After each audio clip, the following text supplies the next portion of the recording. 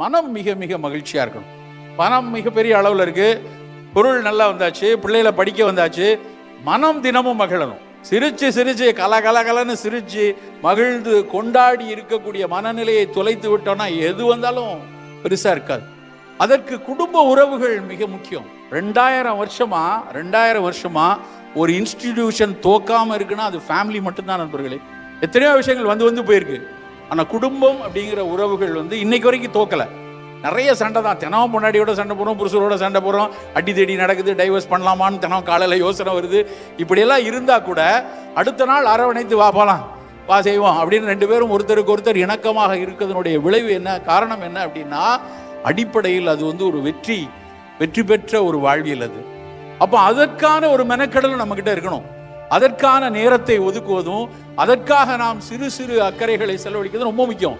கசப்பான உணவு தேடணும், துவர்ப்பான உணவு தேடணும்ட்டு மனசுக்குள்ள விதிக்கிற மாதிரி அவளின் ஒரு புன்னகைக்காக நாம் சற்று நேரம் ஒதுக்கணும்னு கொஞ்சம் யோசிக்கணும்.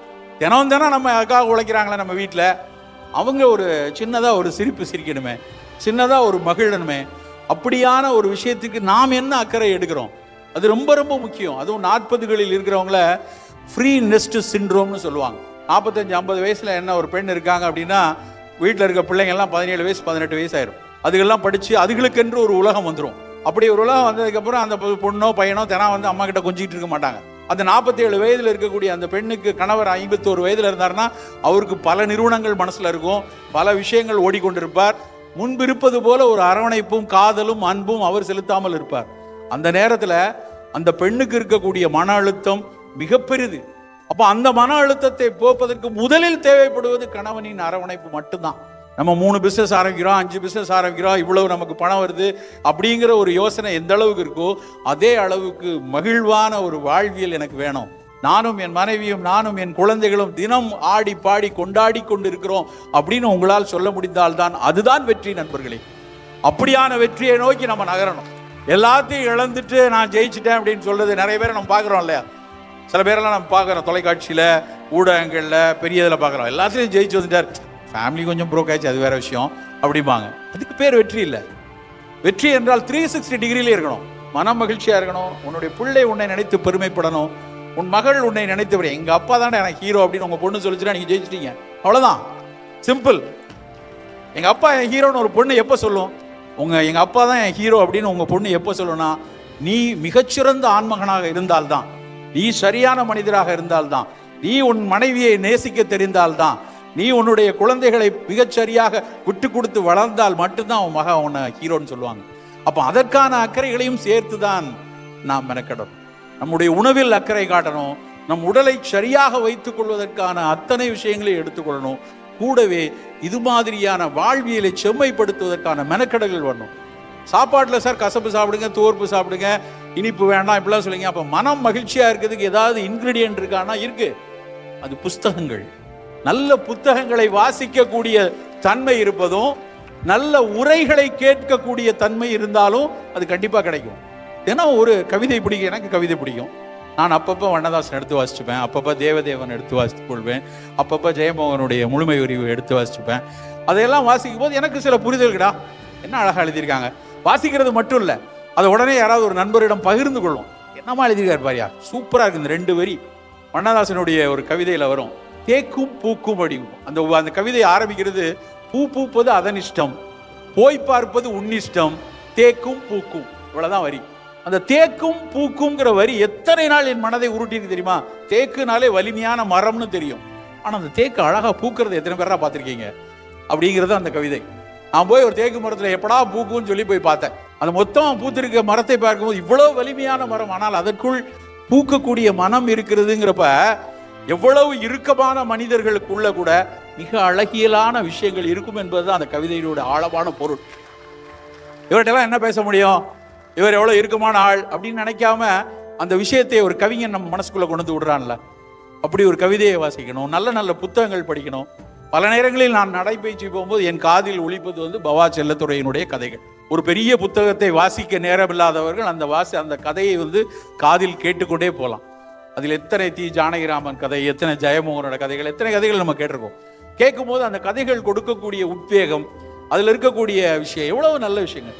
நம்ம போய் உட்காந்து ஃபோனை எடுத்தால் சில பேர்லாம் ராத்திரி 9லேருந்து 11:30 வரைக்கும் ரீல் இப்படியே விரல தேய்ச்சி இன்னும் 2-3 தலைமுறைக்கு அப்புறம் இந்த ஆள்காட்டி விரல் சூம்பி போயிடும். ஏன்னா இது தேய்ச்சி நம்ம பயன்படாத பொருள் சூம்பிடும் இல்லையா, அப்படி சூம்பி போய் பறக்கக்கூடிய குழந்தைகள் வரும். நான் பல நேரங்களில் பார்த்துருக்கேன். நான்லாம் முன்னாடி நினைத்து கொண்டு இருந்தேன், இந்த இளவட்டங்கள் இருக்குல்ல, இந்த 15 வயசு 20 வயசு இந்த பசங்க தான் இன்ஸ்டாகிராம்லேயும் ரீல்லையும் இருக்கானுங்கன்ட்டு. தப்பு. 40 வயசுல இருக்கவங்க தான் நிறைய பேர் இருக்கான். ஏன்னா ராத்திரியில் அவ்வளோ பேர் உட்காந்து ரீலு. நான் அங்கே ஒரு சின்ன பையன் பயங்கரமாக கை தட்டுறான், அவன் பார்த்து மாட்டிட்டாரா அப்படின்னு அவன் பார்த்து.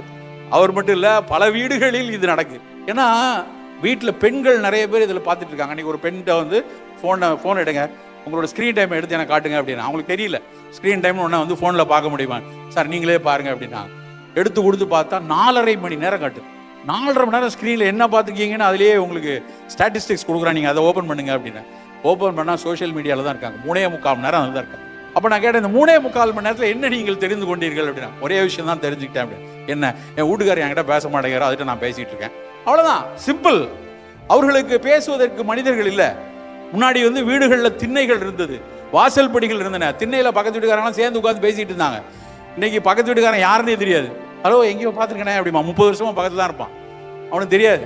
நம்ம உறவுகளற்ற சமூகமாக சேட்டலைட்டாக போகிறதுனுடைய விஷயம் இப்படியான விஷயங்கள் இருக்கு. அப்புறம் நீ எதை பார்க்கிறாயோ, நீ பார்க்கிற விஷயத்தை மீண்டும் மீண்டும் கொடுப்பதற்கு ஆர்டிஃபிஷியல் இன்டெலிஜென்ஸ் அதில் இம்பெட் ஆயிருக்கு.